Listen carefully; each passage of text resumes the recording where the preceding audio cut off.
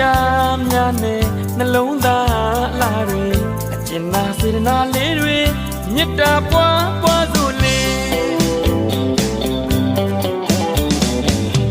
မင်္ဂလာရှိသောရက်မြတ်ခါပဲကြက်တည်ရှိသောနေမြတ်ခါပဲနန္ဒတတဝါတွေကြမ်းမာကြမ်းပါစေခုနှစ်ရက်သားသမီးများတွေဘေးရန်ခတ်သိမ်းတင်းငြိမ်ကြပါစေစိတ်ပဝင်နှလုံးရှင်ပြုံးအေးချမ်းကြပါစေ